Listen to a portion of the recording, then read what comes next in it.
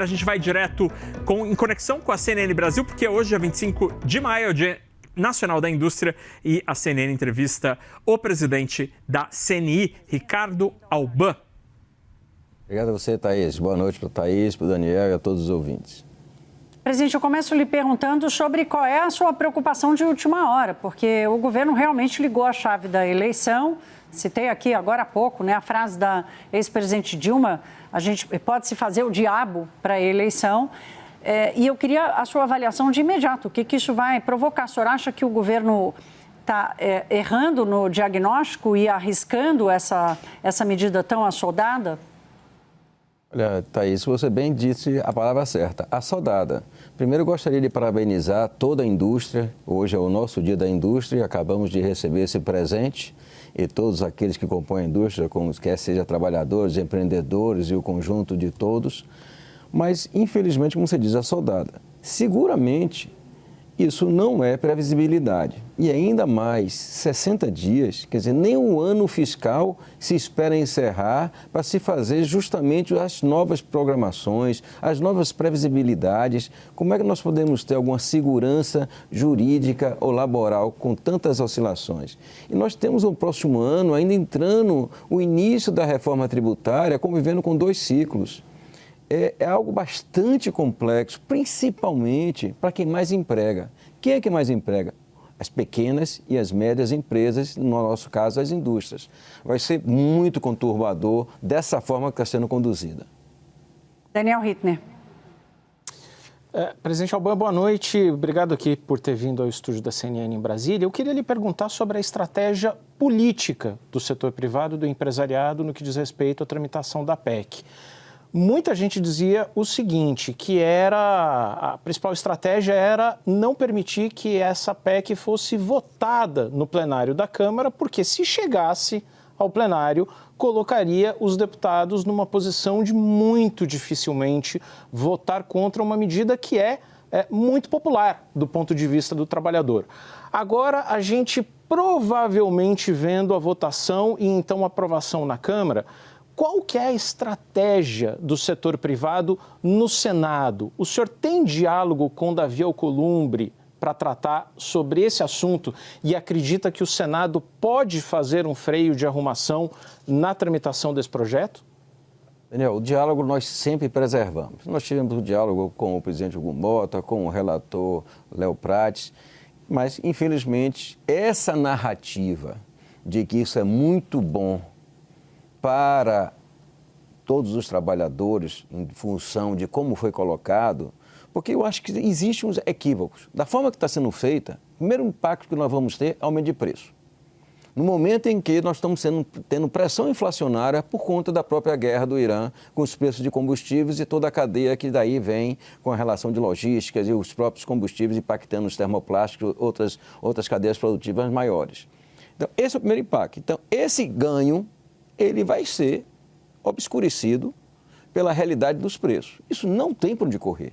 O que nós tentamos fazer nesse diálogo com o Congresso, nesse momento com a Câmara, não foi possível muitas coisas. Entendíamos que tínhamos que ter um prazo maior, entendíamos que não poderia estar começando esse ano, entendíamos que deveriam deixar uma votação com todas as análises peculiares para o próximo ano, sem justamente essa correria de querer em 60 dias para ter um impacto eleitoral. Entendemos toda a motivação eleitoral, mas é uma miopia, na minha visão e na visão de todo o setor produtivo. O que nós vamos fazer agora é tentar fazer a mesma sensibilização aos 81 senadores, obviamente conversando também com o presidente do Senado, o Davi Alcolumbre, para que a gente possa tentar, num universo menor, não a narrativa de que isso não vai ser uma conquista, mas a narrativa que essa conquista tem que ser firme, tem que ser realmente uma conquista, onde ela não impacte aquele ganho, não repercuta na perda do poder aquisitivo com a maior pressão inflacionária que os custos vão ter que repassar. E imagine vocês, em 60 dias, pequenas e médias empresas, aquelas que precisam suprir a hora trabalhada, onde é que vai encontrar mão de obra?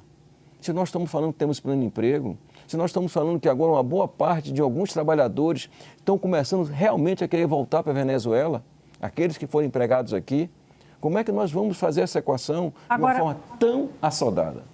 Agora, presidente, o senhor fala do diálogo com o Congresso Nacional, eu queria entender o diálogo com o Palácio do Planalto. O presidente Lula, nos seus 2 primeiros mandatos, mantinha uma ponte muito assídua de diálogo com o setor produtivo. A gente não viu isso acontecer nesse 3º mandato. E já assistimos aqui a vários diagnósticos ali bastante questionáveis de medidas econômicas que o governo tomou.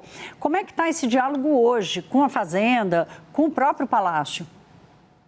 Olha, Thaís, o diálogo com o Palácio do Planalto, eu tenho que ser honesto. Nós até tivemos muitos diálogos, inclusive naquela 1227, há cerca de 2 anos e pouco atrás, nós fomos, através de um diálogo com o próprio presidente Lula, que nós resolvemos a situação. Óbvio que com a Fazenda, nós gostaríamos de ter tido ao longo desse período mais diálogo, porque eu acho que muitos equívocos poderiam ser corrigidos. Olha o caso do IOF, olha quanto o IOF está arrecadando. Nós pensamos, o IOF está arrecadando porque a economia está muito bem, está tendo um capital de giro bastante atuante. Mas não, é que nós estamos rolando todos os empréstimos e precisando de mais para rolar os juros. Olha o que está acontecendo com o IOF. Nós poderíamos dizer o que aconteceu quando reduziu 10% linearmente os incentivos fiscais. Equívocos também. Isso poderíamos ter discutido um pouco mais para fazermos em conjunto. Nesse caso, do 6x1, efetivamente, não encontramos espaço para um diálogo com o governo. Nesse ponto, isso é uma verdade. Mas nos demais, a gente tem conseguido dialogar com muitos assuntos. Obviamente, nem sempre temos sucesso, mas o diálogo antes era possível. Poderia ter sido muito mais, sempre pode ser melhor. Daniel Hittner? Queria lhe perguntar 2 coisas. Uma, se agora que existe uma chance muito grande de aprovação do fim da escala 6x1 e redução da jornada, se a indústria pretende pleitear alguma compensação, seja na própria Câmara ainda ou no Senado ou ao governo. E segundo, lhe questionar sobre uma ação que foi colocada no fim da semana passada, sexta-feira, ao Supremo Tribunal Federal, contestando o fim da taxa das blusinhas. O senhor tem alguma expectativa de que, passado o período eleitoral, o próprio governo recue dessa medida? Daniel, deixa eu começar pela última pergunta. Blusinha deveria ser um assunto definido. Mais uma vez, a motivação eleitoral volta a algo que já teria estado superado. Quando nós trabalhamos há cerca de 1 ano e meio atrás com relação às taxas das chamadas blusinhas, a própria Receita Federal tinha interesse de que houvesse essa equalização em relação à carga tributária que temos nós aqui no Brasil.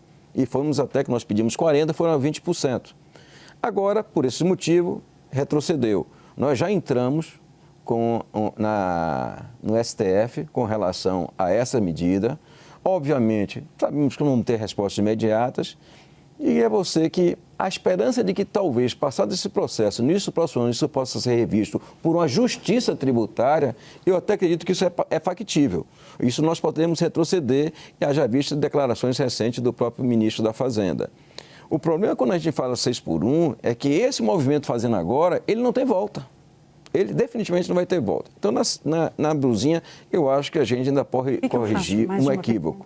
Com relação o impacto da 6x1, eu já acho mais difícil a gente conseguir algum tipo de retrocesso. O que nós vamos tentar, sim, é no Senado discutir melhor essa fase de transição, discutir melhor esses 60 dias e, como você fala de compensação, se nós estamos falando de reduzir de 44 para 40 horas, num cenário mundial hoje totalmente diferente, com alta competitividade e o Brasil perdendo produtividade, nós queremos fazer assim, por que nessas 40 para 44 horas não deixa de existir encargos? Essas 4 horas, quando for, mesmo que seja gradativo, 1 hora por ano, por exemplo, que é a nossa racionalidade, essas 4 horas não existam encargos de CLT para ninguém, nem para os empregadores, nem para os colaboradores. De tal forma, os colaboradores vão sair ganhando aqueles 11% do INSS e os trabalhadores e os empregadores, no custo adicional que teria para ser transmitido para os preços, ela pudesse não transmitir tanto, não tendo encargo nessas 4 horas.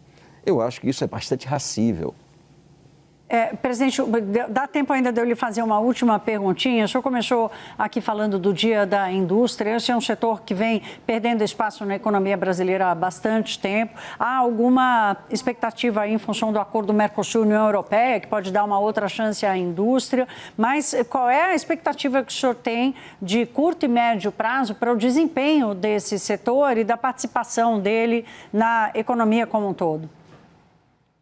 Nós tínhamos perspectivas muito mais favoráveis. Hoje, Thaís, eu digo que a gente está muito preocupado.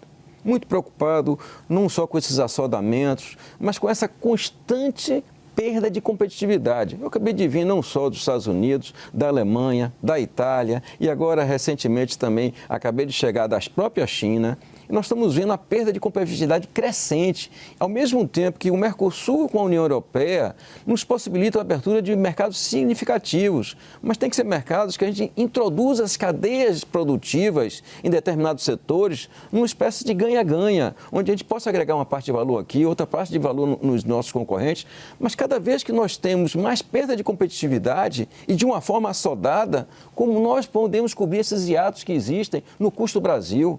O custo do Brasil tem custos terríveis para ser administrado.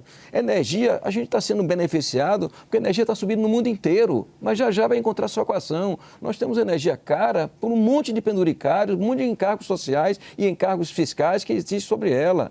Mas como é que nós vamos fazer com a nossa produtividade, com o nosso avanço tecnológico? Como é que nós vamos fazer com esse aumento de carga horária? O que é que a Argentina está fazendo? Aumentou a carga horária. O que é que o Paraguai tem nos mostrado? Mais de 200 empresas foram para o Paraguai recentemente. O que é que nós estamos vendo também aí com toda essa competição internacional? Então, nós estamos trabalhando de uma forma anti a corrente.